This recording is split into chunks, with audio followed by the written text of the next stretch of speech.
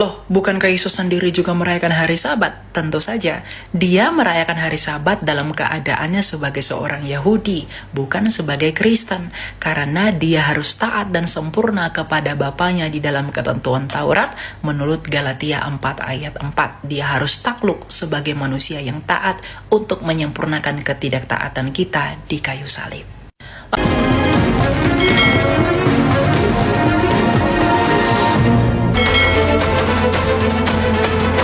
Begitu, waduh. Masa tidak tahu sih?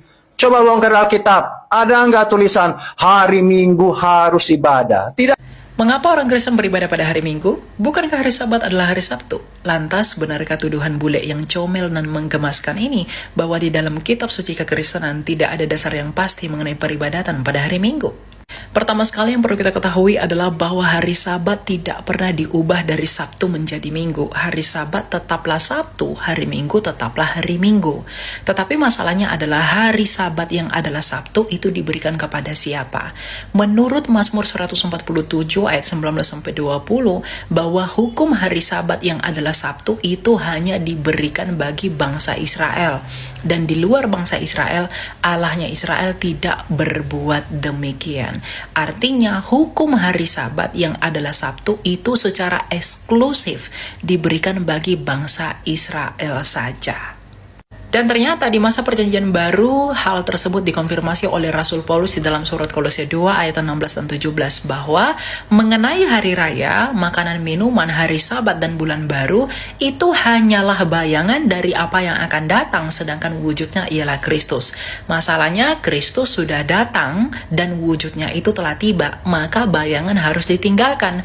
Karena hari Sabat merupakan bagian dari bayangan dari kesempurnaan yang akan datang, maka bayangan harus ditinggalkan karena wujudnya sudah datang. Yang artinya Yesus Kristus sendiri merupakan sang Sabat itu sendiri. Hal ini senada dengan ucapan Yesus Kristus bahwa ia datang bukan untuk meniadakan hukum Taurat, melainkan untuk menggenapinya.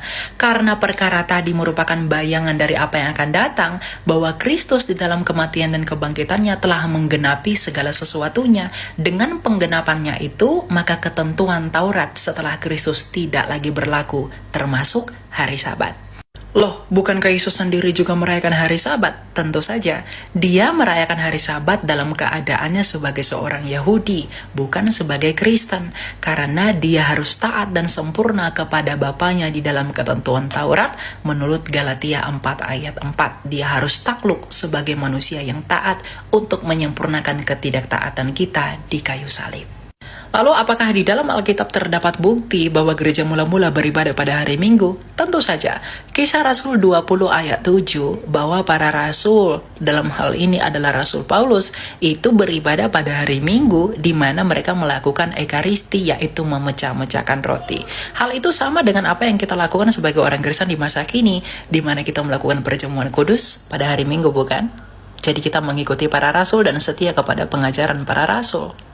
Sehingga beribadah pada hari Minggu selain daripada merayakan kebangkitan sang Sabat, yaitu Yesus Kristus yang jatuh pada hari Minggu, tapi juga memiliki makna teologis yang begitu dalam sebagai kesempurnaan yang telah datang. Jadi orang Kristen yang beribadah hari Minggu merupakan orang Kristen yang setia kepada pengajaran para rasul. Jadi orang Kristen yang beribadah pada hari Minggu adalah orang Kristen yang sejati dan dasarnya ada di dalam kitab suci. Jangan menuduh sembarangan, jangan mengatakan orang Kristen gak jelas. Itu hanya menunjukkan bahwa Anda kurang literasi. Belajar terlebih dahulu sebelum menuduh.